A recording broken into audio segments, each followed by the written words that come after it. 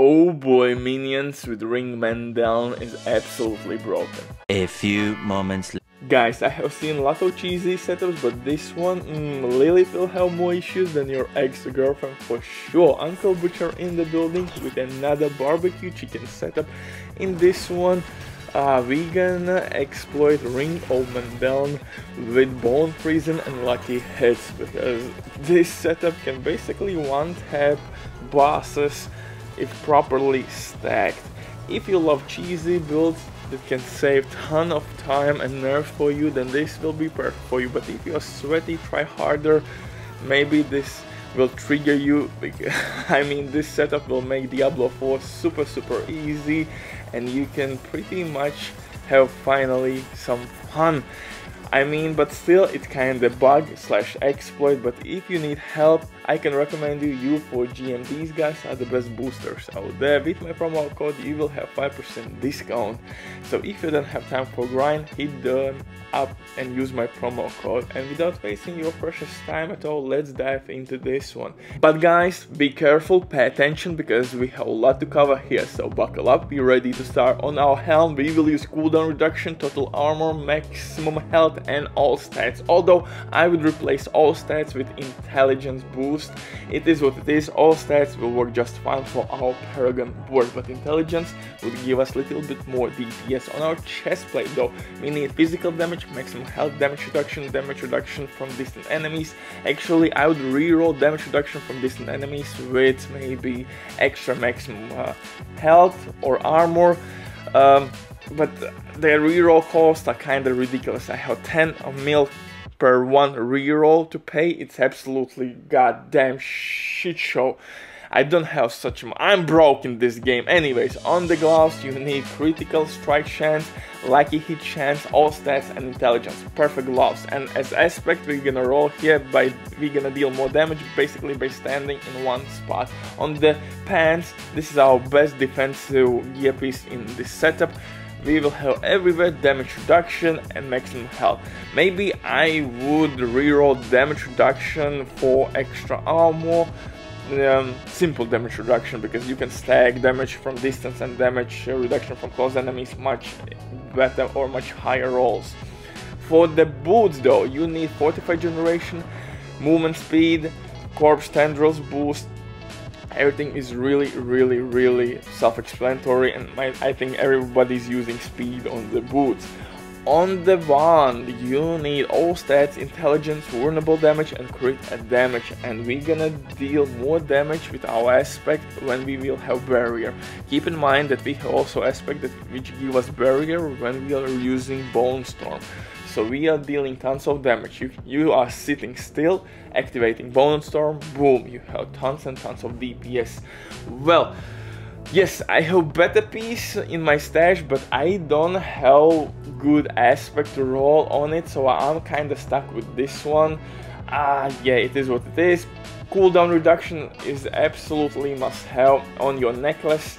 And second weapon, on the rings though, you are using critical chance, lucky hit chance, in perfect scenario, vulnerable damage and crit damage. My ring is terrible, I don't have better rolls, it is what it is, but all the dirty work for us will do Mandeln unique ring. This ring is absolutely broken with our Bone Prison and of course Bone Storm, because we will have maximum lucky hit chance. Basically our skills or minions will have like lucky hits non-stop, and in that the damage output can be absolutely nasty. Millions and millions and millions on hits.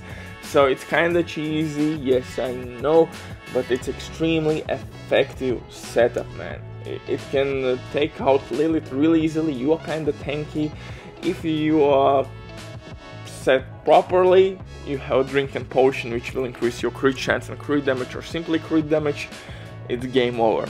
Use your Curse to slow it down. You are dealing more damage to cursed enemies. This is my skill tree. Of course I will leave full setup in link down below in description or pin comment in my comment section full Paragon Board, full skill tree, but the essence here is really simple. Blood Mist is our, like, not only shit button when shit is hitting the fan, but also activate our Shadow Mist and generate corpses. So we are generating corpses just like that. Now we can use our corpse tendrils, we can apply curse to these bad boys. Now we are dealing more damage to cursed enemies as well, and then on top of these bad boys simply use your bone prison, and most of the time it's a one shot. It's ridiculous. You don't need even to use your bone storm to get more DPS. It's only for Lilith or bosses you need bone storm.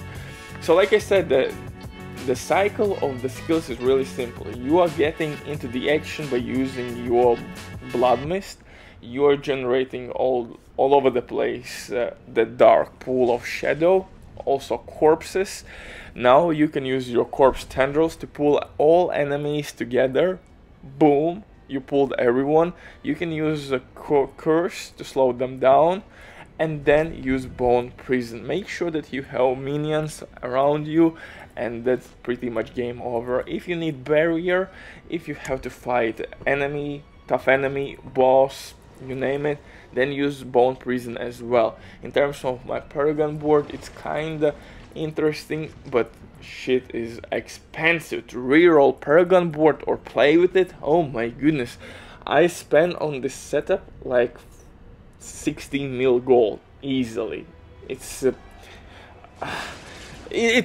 expensive, man. I love experimenting, I love trying new builds, but god damn, the gold is really limiting you to. And Paragon board, the same story with your skill tree.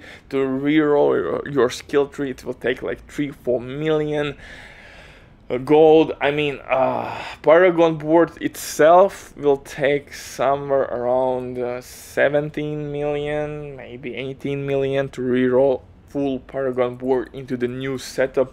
I was kind of tired from Bone Spear setup, so I tried minions.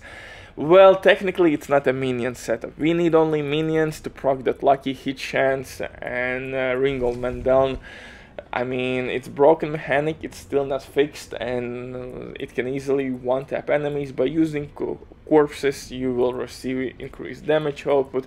Make sure that your glyphs are at least level 15 to increase the radius. And if you're at the end game, make sure that your glyphs are at the tier or level 21 to receive maximum benefit.